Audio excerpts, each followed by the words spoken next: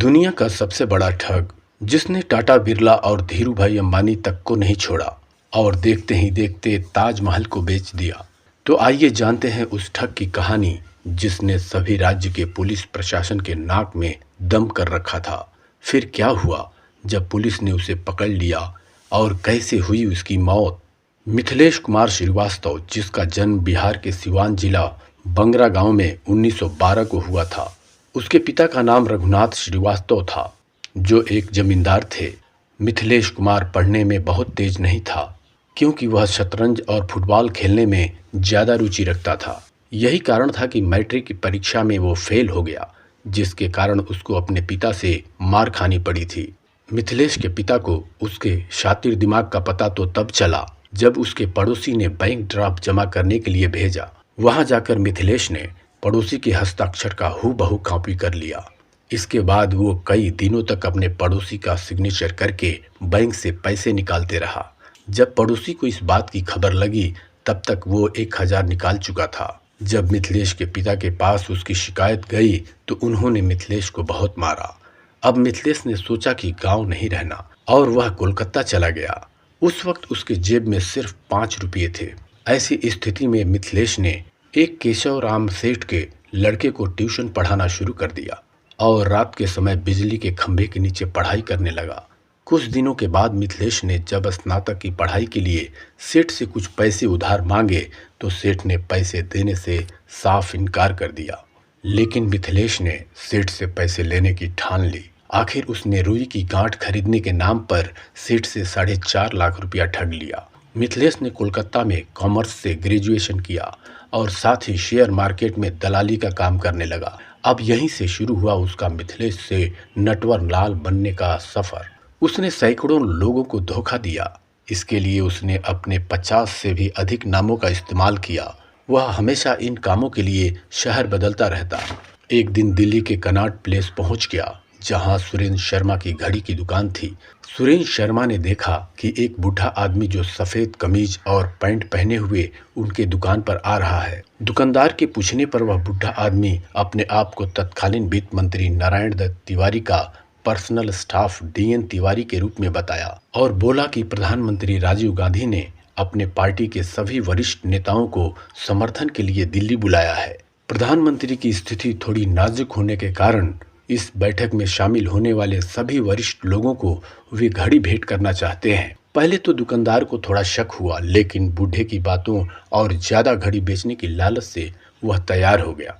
अगले ही दिन उस बूढ़े ने दुकानदार से घड़ी पैक करा ली और उसके एक स्टाफ को अपने साथ चलने के लिए कहा, जहां की भुगतान कर सके। वह जगह थी नॉर्थ ब्लॉक।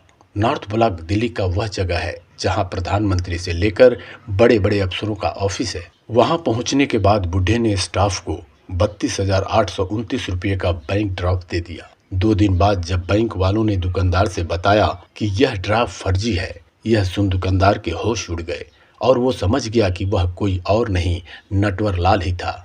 इसके बाद यूपी के CM के नाम पर तो कभी वित्त मंत्री BP सिंह के, कभी वाराणसी के जिला जज के नाम पर नटवर लाल अलग अलग शहर में दुकानदारों को चूना लगाता रहा। नटवर लाल को 9 बार गिरफ्तार किया गया था, लेकिन हर बार वह भागने में कामयाब रहा। वो लगभग 400 से अधिक लोगों को ठगने में सफल रहा। उसको अलग अलग 14 मामलों में दोषी ठहराया गया और 113 वर्षों की सजा सुनाई गई, लेकिन उसने जेल में महज 20 साल ही बिताए। वह उद्योगपतियों से समाज सेवी बनकर मिलता था और समाज के कार्यों के लिए बहुत मोटा चंदा लेकर गायब हो जाता था।